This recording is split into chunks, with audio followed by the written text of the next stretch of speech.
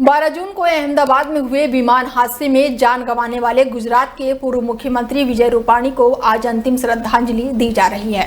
गुजरात के पूर्व मुख्यमंत्री का पार्थिव शरीर अहमदाबाद सिविल अस्पताल में रखा गया है और यहीं पर उनकी श्रद्धांजलि सभा का आयोजन किया जा रहा है। अहमदाबाद के सिविल अस्पताल में चल रहे श्रद्धांजलि सभा में गुजरात के पूर्व मुख्यमंत्री विजय रूपाणी की पत्नी अंजलि रूपाणी और उनके बेटे पहुंचे हैं और इस दौरान उनके साथ बड़ी संख्या में लोग भी मौजूद रहे। विजय रूपाणी को श्रद्धांजलि देने के लिए कई नेता और गणमान्य लोग अहमदाबाद के सिविल अस्पताल पहुंचे। गुजरात के मुख्यमंत्री भूपेंद्र पटेल, राज्य के गृह मंत्री हर्ष सिंह भी साथ ही सिविल अस्पताल पहुंचे और पूर्व सीएम को श्रद्धांजलि दी। पूर्व सीएम को श्रद्धांजलि सभा में गुजरात के मंत्री भी पहुंचे और शीश झुकाकर पूर्व सीएम को श्रद्धांजलि अर्पित की। गुजरात के पूर्व मुख्यमंत्री विजय रूपाणी को गार्ड ऑफ द ऑनर देने के बाद से अहमदाबाद के सिविल अस्पताल के शवगृह में राज्य पुलिस के जवान पहुंचे, जहां पर शवगृह से पूर्व सीएम का शव निकालकर श्रद्धांजलि सभा पहुंचाया गया और जानकारी के मुताबिक शाम को राजकीय सम्मान के साथ उनका अंतिम संस्कार किया जाएगा। राजकोट के डीसीपी क्राइम ने बताया कि राजकोट में आज गुजरात के पूर्व मुख्यमंत्री विजय रूपाणी की अंतिम यात्रा निकलने वाली है और इसके लिए राज्य भर में सभी वीआईपी यहां पर आने वाले हैं। जिसे मेन रूट से यहां पर यात्रा निकाली जाएगी उसको हमने कुछ घंटों के लिए बंद कर दिया है। इसके अलावा राजकोट शहर पुलिस द्वारा राज्य में अलग अलग जगहों पर पार्किंग की व्यवस्था की गई है। बता दें कि 12 जून को एयर इंडिया का विमान हादसे में लंदन के लिए उड़ान भरा, लेकिन टेक ऑफ के 1 मिनट के बाद ही प्लेन क्रैश हो गया और इस हादसे के दौरान विमान में कुल 242 लोग मौजूद थे, जिसमें से सिर्फ एक व्यक्ति ही बचा है और इसी प्लेन में गुजरात के पूर्व मुख्यमंत्री विजय रूपाणी भी मौजूद थे, जो अपनी पत्नी से मिलने लंदन जा रहे थे। उत्तर प्रदेश में विधानसभा चुनाव साल 2027 में होने वाला है और उससे पहले ही समाजवादी पार्टी पूरी तरह से एक्टिव दिख रही है और वो वोटर लिस्ट के मुद्दे पर भी आज से सजग दिख रही है। सपा के सजगता से ये संदेश जा रहा है। यूपी में अखिलेश यादव भारतीय राष्ट्रीय कांग्रेस के नेता राहुल गांधी की राह पर चलते हुए दिखाई दे रहे हैं। दरअसल लोकसभा में नेता प्रतिपक्ष राहुल गांधी महाराष्ट्र विधानसभा चुनाव के बाद से ही वोटर लिस्ट में गड़बड़ी का आरोप लगा रहे हैं। बीते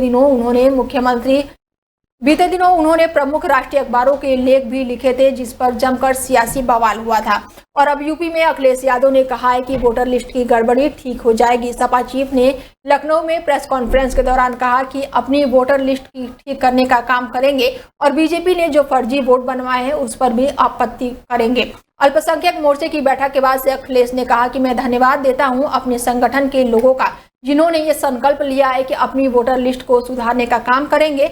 बता दें कि यूपी में बीते साल 9 सीटों पर उपचुनाव में कई बार ऐसे मामले सामने आए जहां पर मुस्लिम मतदाताओं के साथ या तो कथित बदसलूकी की गई या फिर उनका नाम वोटर लिस्ट में ही नहीं था। जहां हमें वोटर लिस्ट के लिए सावधान रहना है, वहीं आने वाले समय में सेंसस भी होने जा रहा है। अब तो तारीख भी आ गई है। हम सब मिलकर के और सब लोगों को मिलकर के उसके लिए भी सावधान रहना पड़ेगा। पता नहीं कौन से आंकड़े सरकार दे दे, क्योंकि भारतीय जनता पार्टी के आंकड़ों पर किसी को भरोसा नहीं है। जो बुनियादी सवाल हैं, किसान की तरक्की, खुशहाली, उसकी आय दोगुनी होना, हर फसल की कीमत मिल जाना, किसान की जरूरत की चीजों को सस्ता उपलब्ध कराना, समय पर उपलब्ध कराना, सरकार का कोई। बेंगलुरु के जयनगर से एक वीडियो तेजी से वायरल हो रहा है, जिसमें एक रैपिडो बाइक ड्राइवर एक महिला यात्री के साथ जमकर मारपीट करते हुए दिखाई दे रहा है। मिली जानकारी के अनुसार महिला ने सवारी के बीच में उतारने के बाद से लापरवाही से बाइक चलाने को लेकर ड्राइवर का विरोध किया था, लेकिन दोनों के बीच सही से बातचीत न हो पाने के कारण बहस बढ़ गई। जहां एक तरफ महिला केवल अंग्रेजी बोल रही थी तो वहीं दूसरी तरफ रैपिडो ड्राइवर को केवल कन्नड़ बोलना आता था।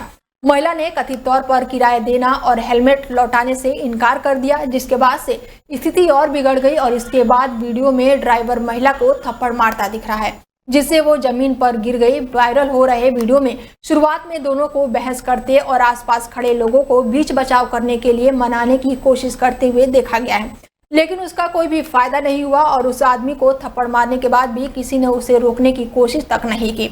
खास बात यह है कि अप्रैल में ही हाई कोर्ट ने सरकार को निर्देश दिया कि कर्नाटक में दोपहिया टैक्सियों पर रोक लगानी है। यानी कायदे से बाइक टैक्सियों और कर्नाटक की सड़कों पर दिखनी ही नहीं चाहिए। लेकिन कर्नाटक के परिवहन मंत्री ने कहा कि 3 महीने पहले ही अदालत ने फैसला किया था कि बाइक टैक्सी अवैध है।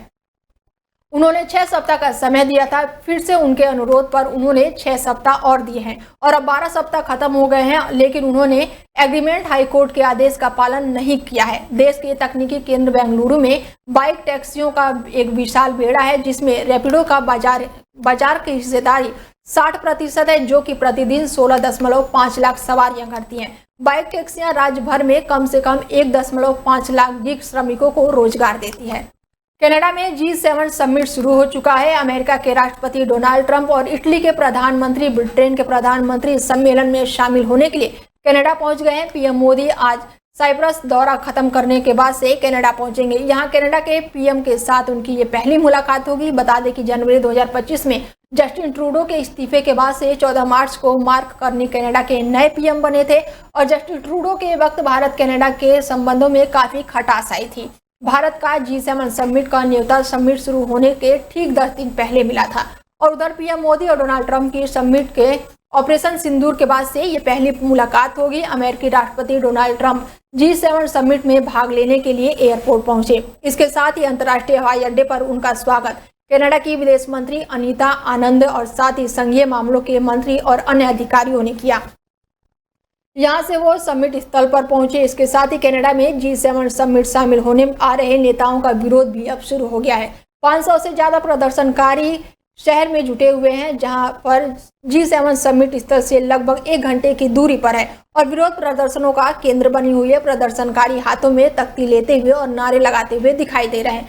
स्वदेशी जल अधिकारी कश्मीर में शांति और क्षेत्र में हिंसा खत्म करने की मांग कर रहे हैं। इसके अलावा सैकड़ों फिलिस्तीनी समर्थक भी एक जुलूस में शामिल हुए। उन्होंने डाउनटाउन क्षेत्र में मार्च किया, यहां की सड़कों को जाम कर दिया और इसे देखते हुए भारी सुरक्षा के इंतजाम किए गए हैं।